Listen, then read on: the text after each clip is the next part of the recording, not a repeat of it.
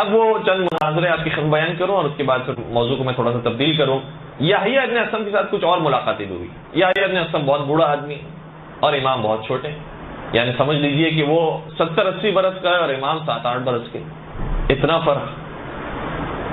امام کی خدمت میں آتا ہے اور امام کی خدمت میں آنے کے بعد کہتا ہے کہ یہ ابن رسول اللہ، ظاہراً یہ جملے ہیں کہ واللہ خدا کی قسم میرے ذہن میں کچھ سوالات ہیں میں کرنا چاہتا ہوں، لیکن کان واللہ لاستحیی منک، ظاہراً یہ جملے ہیں.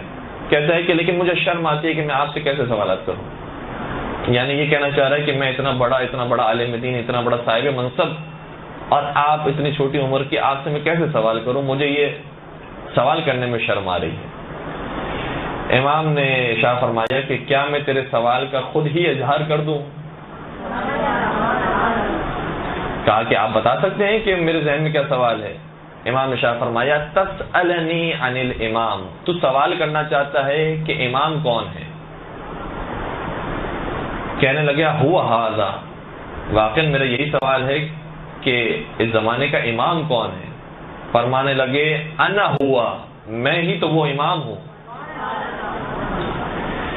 جب یہ جواب سن لیا، اب تعجب کی بات یہ ہے کہ کہنے لگا پھر آپ کی امامت پر دلیل کیا ہے، علامت کیا ہے. یعنی تعجب کی بات یہ ہے کہ دیکھ رہا ہے کہ میرے دل کی بات انہوں نے اپنی زبان پر جاری کر دی ہے، اب اس سے بڑی دلیل کی کیا ضرورت ہے، علامت کی کیا ضرورت ہے. لیکن پھر بھی یہ کہتا ہے کہ آپ بتائیے کہ آپ کے امام ہونے کی کیا دلیل ہے، ما علامت ہو، اس کی علامت کیا ہے. اب امام خاموش رہے. امام کا عصا بولنے لگا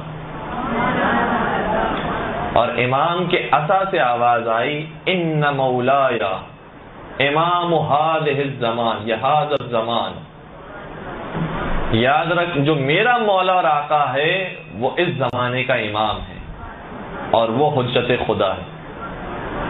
اور جس طریقے سے عصائے موسیٰ جناب موسیٰ کی نبوت پر مہر بنتی ہے، اسی طریقے سے عصائے امام تقی کی امامت پر مہر بنتی ہے.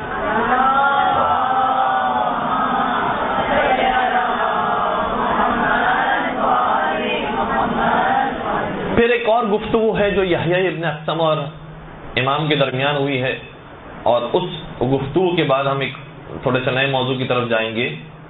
یحییٰ ابن اسلم جب آتا ہے امام کی خدمت میں تو ایسے سوالات کرتا ہے اور نہیں معلوم کہ اب یہ اس واقعے سے پہلے کا واقعہ ہے یا اس کے بعد کا واقعہ ہے، اور یہ ثابت کرنے کی کوشش کرتا ہے کہ آپ کو جو آپ یہ کہتے ہیں کہ آپ امام وقت ہیں، آپ کو امامت ملی ہے، تو بظاہر تو روایات سے یہ ثابت نہیں ہوتا. روایتوں کے اندر تو یہ بات موجود ہے کہ جیسے اہل سنت حق پر ہیں، اور پھر خلیفہ اول خلیفہ ثانی کے بارے میں وہ جو روایتیں موجود ہوتی ہیں بیان کرنا شروع کرتا ہے. اب میں آپ کی خدمت میں وہ روایتیں خود کتاب ہی سے عرض کر رہا ہوں. کہتا ہے کہ نبی اکرم کی ایک حدیث ہم تک پہنچی ہے کہ نبی اکرم کے اوپر جبرائیل امین نازل ہوئے اور یہ پیغام لے کر نازل ہوئے کہ خدا نے آپ پر سلام بھیجا ہے اور ایک سلام خلیفہ اول کو بھی دیا ہے. اس زمانے میں تو خلیفہ نہیں تھے، لیکن میں بات کو پہنچانے کے لیے آپ تک یاد کر رہا ہوں کہ وہ جو بڑے بزرگ ہیں ان تک یہ پیغام پہنچایا کہ آپ پر بھی پروردگار کا سلام ہو. اور پھر رسول اکرم سے یہ بھی فرمایا کہ اے رسول آپ ان سے سوال کیجئے، سل ابا بکر هل هو عنی راض فانی عنہ راض، آپ ان سے معلوم کیجئے کہ کیا یہ خدا سے راضی ہیں، خدا تو ان سے راضی ہے. اتنا بڑا مقام ان کا کہ خدا ان سے سوال کر رہا ہے کہ کیا آپ خدا سے راضی ہیں، جبکہ خدا آپ سے راضی ہے. یعنی ہم وہ جو مقام سورہ فجر کی آخری آیتوں کے اندر دیکھتے ہیں کہ یا ایتھا النفس المطمئنہ ارجعی الی ربک راضیۃ مرضیہ، کہ نفس مطمئنہ اپنے رب کی طرف پلٹا اس حالت میں کہ تو اپنے رب سے راضی ہو، تیرا رب تجھ سے راضی ہو. تو یہ بعد میں جو بعد والی بات ہے وہ پہلے لے کر آ گئی. خدا تو آپ سے راضی ہے، لیکن کیا آپ بھی خدا سے راضی ہیں؟ یہ ذرا پوچھیے. آپ اس روایت کے بارے میں کیا کہتے ہیں؟ اتنا بڑا مقام تھا ان کا.